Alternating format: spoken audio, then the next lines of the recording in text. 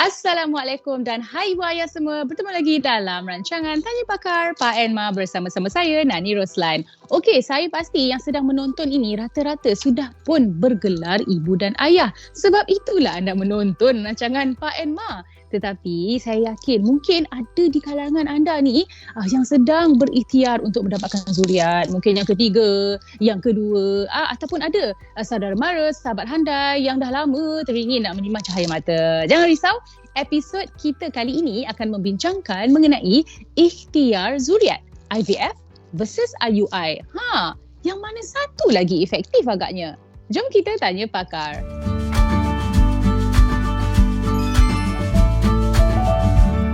Okey, doktor.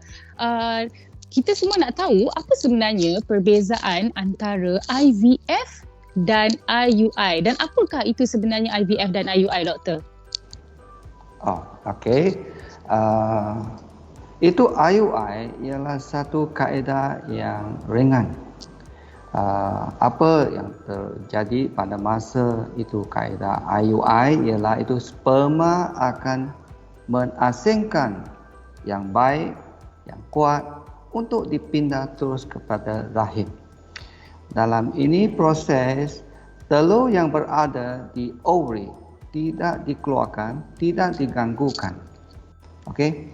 Dan dibanding dengan itu IVF, telur di dalam ovary akan dikeluarkan dari badan wanita itu pada masa ovulasi. So, apa yang akan jadi ialah itu telur akan dipersenyawakan oleh sperma daripada suami.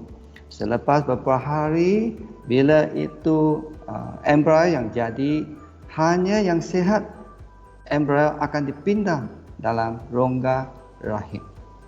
So, IUI ada kebaikan kerana you boleh bikin macam di tempat klinik pakar tanpa itu makmal IVF.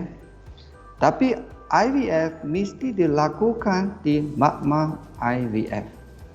So, kalau you banding dengan dari segi kejayaan, kadar kejayaan, tentulah IVF bagi kejayaan yang amat tinggi, lebih kurang sampai 60%.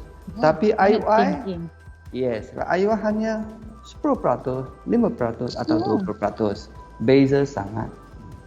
Okey, jadi bagaimana kita nak menentukan adakah itu pilihan patient sendiri, pilihan patient sendiri atau doktor yang untuk menentukan kaedah yang mana satu sesuai untuk mereka? Yang utama kali dua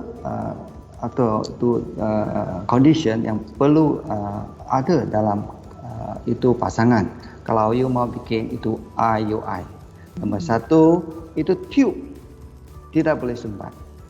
Ya. Nombor dua, dia itu lelaki dan sperma mesti ada lebih daripada 5 juta per ml. Nah, dengan itu kami boleh bikin IUI. Okey. Mengapa pasangan mahu bikin IUI walaupun kadar kejayaan kurang? Kerana senang dibikin, you tak perlu ambil suntikan tiap-tiap hari untuk 9 hari. Nombor dua, bayaran pun banyak. Lebih murah. Ya, betul. Tapi kadar kejayaan dia 10% sajalah, doktor. 10 sampai 20%. Ya. Okey, jadi kalau IVF. Okey, doktor, suka saya nak introduce semula. IVF adalah inverter, apa dia punya full ni, doktor? IVF ialah in vitro fertilization, IUI ialah intrauterine insemination. Intrauterine, okey. Okey, doktor. Jadi, ramai juga yang menyatakan kaedah macam ni mereka boleh menentukan sendiri jantina tu. Betul ke, doktor? Sejauh mana ini betul? Nombor satu, itu IUI tidak boleh tetapkan itu jantina. Tapi IVF boleh. Dengan tambahan kaedah PGS. PGS apa yang akan jadi ialah yang tadi saya cakap, telur akan dikeluarkan daripada ovary wanita. Okey. Selepas menjadi itu janin iaitu embrio, 5 hari pada embrio, kami akan ambil sikit itu biopsi, itu sel untuk memeriksa tengok itu sel kromosom ada baik lah. Yang 23 pasangan. Yang terakhir nombor 23 ialah lelaki atau perempuan. So kalau macam keadaan penyakit hemofilia, now ini penyakit memerlukan anak perempuan. Kalau lelaki ada 5% akan dihidapi oleh penyakit hemofilia. So embrio kami pilih, yang ada ini perempuan kami pindah balik. So anak yang ada semua perempuan tapi tidak dijangkiti oleh penyakit hemofilia. So kami boleh menentukan jantina. Okey, kalau kembar pula macam mana doktor? Kembar tertakluk kepada berapa embrio yang akan dipindah ke dalam itu rongga rahim. So biasa sekarang embrio yang dipindah biasanya 1, 2 dan kadang-kadang 3. So kalau dipindah 3 dan semua jadi implantasi dan dapat kembar 3. Wow, besar tanggungjawab tu. Okey doktor, apa agaknya tips persediaan untuk pasangan yang nak menggunakan kaedah ini? Macam tadi doktor katakan ada yang kena bawa keluar dulu, buat di makmal, ada yang sekadar menyuntik. Jadi apa mereka perlu lakukan persediaan? Okey, dari badan pasangan itu, mereka perlu menjalani peperiksaan saringan. Mau tentukan itu hormon ada okey, mau tengok itu rahim ada okey lah, dengan itu ultrasound, imbasan ultrasound, dan lagi tengok itu tube adalah sumbat tak sumbat, itu peperiksaan HSG. Dan mesti ada scan, imbasan, tengok telur ada cukup tak. Dan akhirnya itu sperma bolehkah dia digunakan.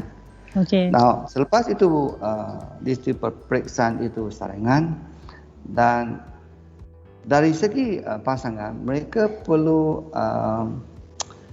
gaya hidup mesti ubah. Kalau dia ubah, dia punya peluang untuk mengandung akan lebih tinggi lah. Yes, mereka perlu menjagakan mereka punya timbang berat, terutama itu wanita. BMI. Kalau boleh kurang daripada 30. Ke atas dia telur akan kurang kuat. Nombor 2, dia boleh makan sedikit suplemen. Suplemen macam folic acid banyak penting, pun boleh mengurangkan kecacatan yang anak. Ada yang vitamin juga, yang kalau tidak ada pilihan vitamin yang dimakan oleh ibu yang masih mengandung, itu antenatal vitamin, itu pun juga baik. Okey, ini sebelum untuk kaedah. Okey doktor, kalau usia pula macam mana? Usia banyak penting untuk kesuburan. Kalau usia makin meningkat, dan bila sudah sampai 42 tahun, dia peluang untuk dapat mengandung dengan semula jadi ialah kurang daripada 4%. So perlulah cari rawatan untuk kena cepat lah sebenarnya. So dibanding dengan itu macam perempuan yang 25 tahun, dia punya peluang tiap-tiap bulan mau dapat anak 30%. Banyak bezanya. Tapi selalunya orang yang orang kata try to conceive TTC, selalunya mereka ada satu usia yang dah lanjut sedikit, sebab itu mereka menggunakan kaedah ini. Betul tak doktor? Kalau yang muda-muda mesti dia fikir nantilah kita try natural. Tapi pada doktor lebih baik kalau kita dah berkahwin, lepas tu kita nak dapat zuriat, berapakah tempoh itu yang kita perlu pergi mendapatkan nasihat doktor? Yes, itu pandangan lebih baik. Jangan ikut usia. Sudah cuba 12 bulan, tidak dapat. 1 tahun saja doktor. Pergi jumpa doktor. Kalau umur sudah meningkat lebih daripada 35 tahun, tunggu 6 bulan sudah cukup. Jangan lagi waste time. Tunggu lama lah. Okey. Jadi tak kira lah walaupun muda pun, tapi kalau setahun dah mendirikan rumah tangga, tak mendapat zuriat dan ingin terus jumpa doktor. Okey doktor, nak tahu pula tadi doktor kata IUI, IVF. IVF lagi mahal, IUI murah sikit. Boleh bagi anggaran tak doktor? Kos estimation. Yes. Itu IUI tertakluk kepada tempat dan bagaimana keadaan pun juga IUI ada beberapa jenis. Biasanya harganya daripada 1,000 sampai 2,000. Okey.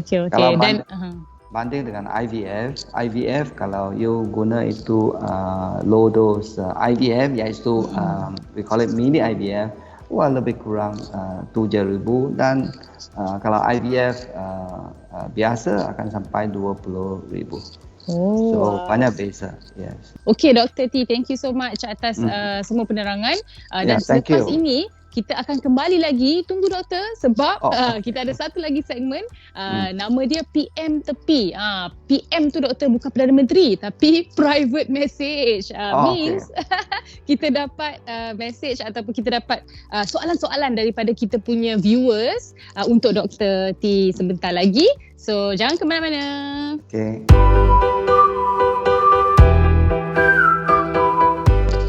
Okey, kembali lagi dalam Tanya Pakar Pak Enma. Sekarang kita masuk ke segmen PM Tepi bersama-sama dengan pakar. Okey, doktor masih lagi bersama-sama dengan kita.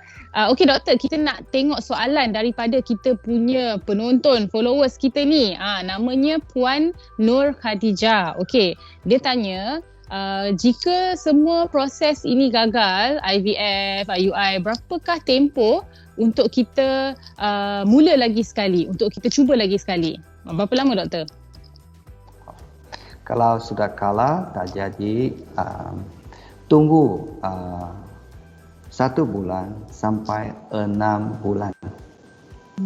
Jangan tunggu lebih daripada 6 bulan.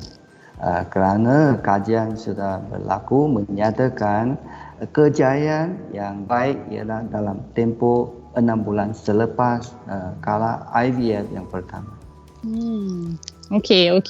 So jangan tunggu lama-lama lah. Jangan give up lama-lama lah. Betul. Nanti usia naik, telur pun kurang. Aduh. Okey doktor, lagi satu soalan daripada Puan Ain Kamarul Zaman. Dia nak tahu berapa peratusan untuk berjaya dengan proses IVF. Tadi doktor ada sebut 60% doktor. Proses peratusan untuk berjaya IVF. Berapa peratus doktor? Ya, ini yang itu peratusan untuk jaya boleh sampai 60%. Kalau you nak umur ialah tinggi macam you 40 tahun ke atas, you nak kejayaan ada lebih kurang 20%. Maksud itu tertakluk kepada you nak usia dan juga itu egg reserve, maksud you nak telur yang sedia ada dalam ovary 12. Okey. Alright, soalan yang terakhir daripada Puan Wan Nur Aina. Dia tanya, berapakah had umur? Maksudnya paling lewat sekali untuk menjalani rawatan macam ni doktor? Paling tua sekali. Ya, daripada kes yang sudah dia ada, umur yang tertinggi IVF pernah berjaya guna telur sendiri ialah 46 tahun, dan sekarang di dunia hanya ada 3 kes. Satu daripada kes berlaku di Malaysia, itu pada tahun 2013. Sekarang sudah 7 tahun. Ini kes ialah daripada, dia asal daripada Sarawak dan dia sekarang kerja di luar negeri, dan ini anak pertama dia. Dia pun, saya pernah nampak dia punya gambar itu, kerana dia perempuan, banyak comel. Bagus. Jadi berjaya lah walaupun usia 46 tahun masa lahirkan. Yes, itu ialah umur tertinggi sekali.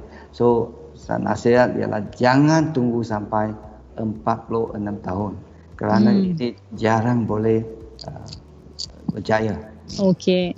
Jadi seeloknya lagi awal lagi bagus lah. Oh betul, tentu. Okey, terima kasih banyak-banyak Dr. T. Swee Peng, seorang perunding kesuburan. Terima kasih dan diharapkan agar pasangan yang sedang TTC atau trying to conceive di luar sana bolehlah segera ambil tindakan. Betul tak doktor? Kita kena ambil tindakan untuk cuba kerana ialah mendapat zuriat keturunan ini, mendapat cahaya mata ini adalah satu orang kata anugerah yang sangat indah. Jadi jika anda betul-betul mahukan, jangan tunggu, dan kini kita ada banyak teknologi perubatan yang sangat canggih dah sekarang ni. Dan ambillah peluang ini supaya kita satu hari nanti insyaAllah mana tahu boleh bergelar seorang ibu dan ayah. Okey, terima kasih doktor. Alright. Thank you, terima kasih. Okey, dengan itu pada penonton sekalian, jangan lupa jika anda merasakan episod kali ini bermanfaat untuk anda, jangan lupa like, subscribe dan juga share. Bertemu lagi dalam episod yang akan datang. Tanya Pakar Pak Enma bersama-sama saya Nani Roslan. Bye.